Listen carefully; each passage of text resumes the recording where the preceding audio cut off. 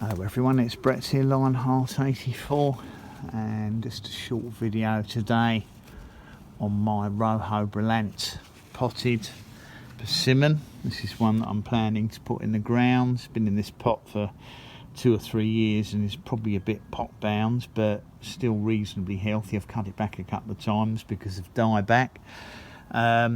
Only had 2 flowers on it this year.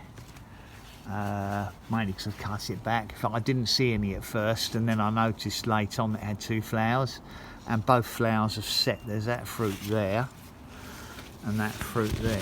Perhaps because it only had 2 flowers on it, the fruits have held. I mean, we're now in the 3rd week of August. They're not large fruits. That's probably about 2 inches, about the size of a plum, and this one here is a bit smaller. However, what I would say is now we're this late in August, they're less likely to drop off. I mean, they could still drop off if we get some awkward weather conditions, but there's less likelihood of them dropping off once they get to this size this late in the growing season.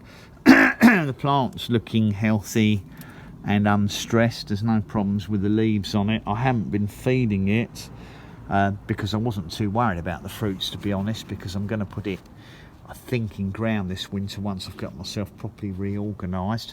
I haven't bagged the fruits. I don't tend to find persimmons get pecked or attacked by animals while they're still green like this. See if I can show this one a little better without knocking it off.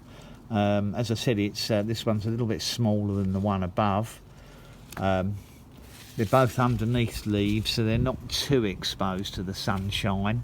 So it looks like we might get the 2 Rojo Brillantes this year, although it's early days and anything could happen in September or October to disturb that. Even bad storms could knock them off. But I think once this is in ground, this tree's going to do very well and produce more fruits. But my plan, because I'm putting a few in ground and they're going to be very close together, my plan is to keep them quite heavily pruned back.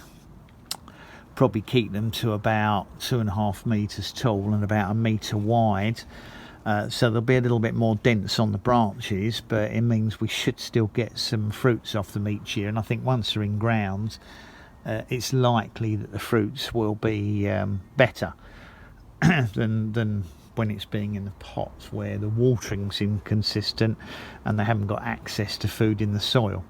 So anyway, just thought I'd show them quickly, just do a video on just one variety today, the Rojo Brillante, for anyone interested. They will fruit in pots, but the fruiting's very restricted, so if you can, it's better off to get them in the ground. But I just wanted to show you that you can get some fruits with a little bit of care. So thanks for watching the video. Please do give me a thumbs up and share. Subscribe to my channel, and remember, click on the bell if you like to see what happens to these fruits and if they carry on holding on the tree until they get to maturity. See you on the next video. Brett out for now.